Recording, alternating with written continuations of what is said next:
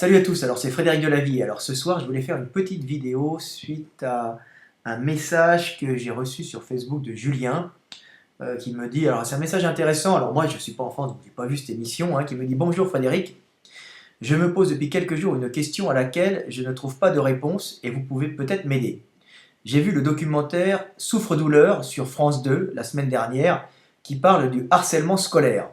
Ce phénomène a l'air d'être vraiment très répandu. Je me demande ce qui a pu, au cours de l'évolution, amener les hommes à ostraciser un membre de leur groupe et à le harceler. Auriez-vous une explication? Alors, effectivement, c'est depuis la nuit des temps qu'il y a ça. Euh, alors moi, j'ai fait une petite réponse, puis j'ai un peu approfondir, c'est pas une grosse vidéo, mais c'est quelque chose qui est malheureusement inscrit dans nos comportements. C'est des comportements primitifs, tout comportement qui perdure dans le temps, en général, a toujours une utilité, même si on ne la voit pas tout de suite. Alors c'est horrible à dire ça, mais bien sûr, il faut arrêter, quand vous voyez des gens harceler un pauvre type, en général c'est plus faible, en plus, faut les arrêter tout de suite, parce qu'il faut apprendre aux gens à comprendre leur animalité pour la maîtriser. Mais tous les comportements si abjects qu'ils puissent paraître, qui durent dans le temps, ont tout le temps, pour l'espèce en général, une, euh, une valeur positive. Ça veut dire ou neutre. En général, c'est plus souvent positif. Positif, c'est-à-dire qu'un comportement qui dure dans le temps est toujours positif pour l'espèce. Autrement, la nature a vite fait de l'évacuer. Ce qui n'est pas positif vous rend plus vulnérable, alors que ce soit le groupe qui est plus vulnérable par rapport aux autres groupes, par rapport au milieu, ou l'individu, c'est-à-dire les comportements individuels ou les comportements de groupe. S'ils ne sont pas positifs, ils vont disparaître. Alors si harceler, c'est depuis la nuit des temps, on harcèle tout le temps le plus faible, c'est qu'il y a une raison. Alors j'ai essayé de répondre à ça, alors je ne suis pas du tout pour, moi je suis pour comprendre son animalité pour mieux la maîtriser, c'est ce qui nous élève et nous grandit et nous nous rapproche de Dieu, si vous voulez, par la compréhension, par la façon dont on a de s'extraire, de se regarder à l'extérieur. Excusez pour ces bips, on m'a critiqué pour mes bips. Donc voilà. Donc j'ai fait une petite réponse à Julien. J'ai dit, ça établit un rang social. D'abord, c'est essentiellement pour établir un rang social. L'avantage, c'est que quand tu te défoules avec tes potes, alors je parle pour les gamins de l'école, sur le plus faible du groupe, c'est pas toi qui prends les coups. Et en plus, ça unit le groupe dans une activité qui évacue les tensions et qui déstresse. Sauf pour la petite victime. Alors là, c'est une des raisons.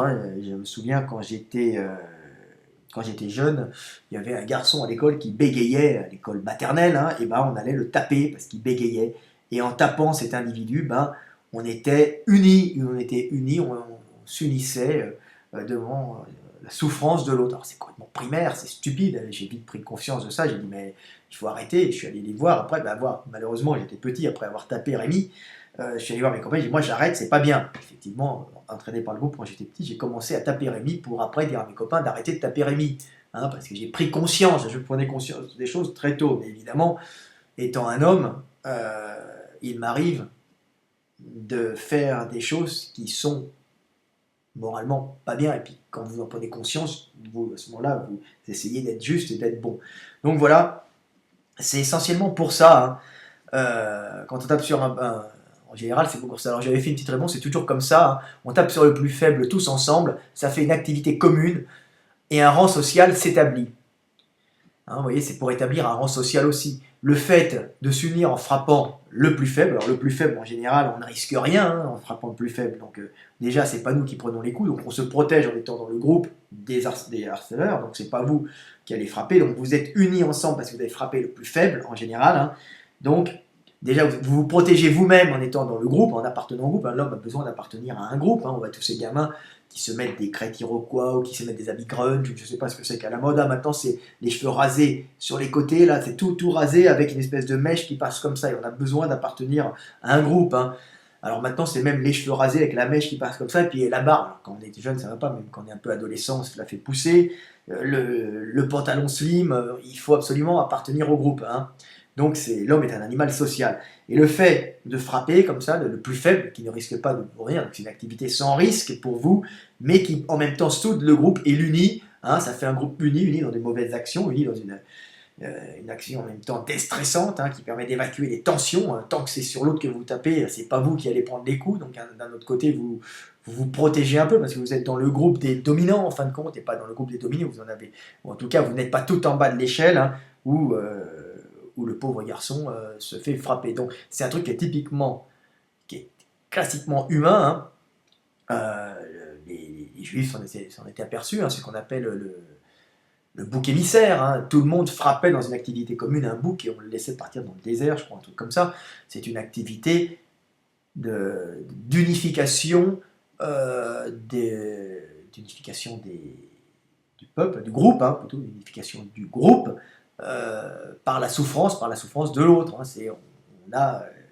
On frappe l'autre, hein. Donc on frappe l'autre, on le frappe, on dégage son énergie, on a fait toute cette activité ensemble, hein. Donc voilà, c'est un peu, quand à partir du moment où on fait une activité tous ensemble, ben, on est unis, là on a frappé le plus faible. Alors c'est moins dangereux, ça permet de solidifier, de structurer le groupe, hein, et de le hiérarchiser aussi. Il y a le faible, et puis il y a le chef qui donne l'ordre de frapper le pauvre gars, et puis il y a les autres qui obéissent, hein.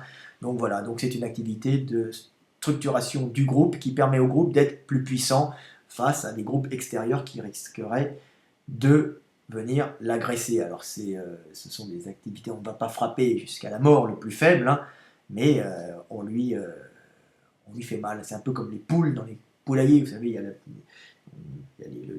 poule chef qui tape surtout les têtes des autres, qui déplume un peu, puis progressivement quand on descend dans le rang, vous avez la plus faible des poules qui est complètement déplumée, qui a tout pris. Donc ça solidarise un peu le groupe, hein. C'était une façon de solidariser le groupe humain pour le rendre plus réactif et plus viable face à un milieu dangereux, un milieu hiérarchisé, un groupe hiérarchisé réagira mieux qu'un groupe sans réelle hiérarchie, hein.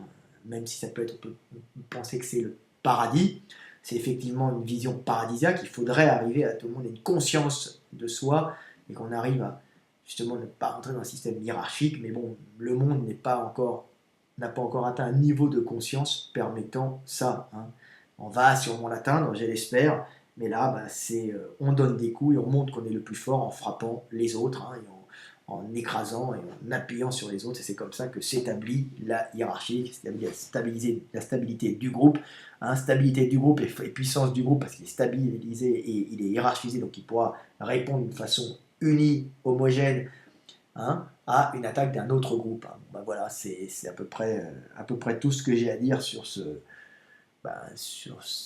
petite question de Julien qui n'est pas con du tout, hein. Donc j'ai pas vu ce documentaire, Le Souffre-douleur sur France 2, mais voilà la raison, hein. Et ça se passe encore à l'école, où il y a même les petits-enfants, hein, qui tapent il y a tout le temps plus faible, on tape l'autre. C'est un comportement qui perdure dans l'espèce, qui perdure parce qu'elle stabilise le groupe, hein, le rendant plus réactif et le rendant plus viable face à une attaque d'un autre groupe, hein. Donc voilà, même pas ça l'arrête pour la réaction face à un prédateur.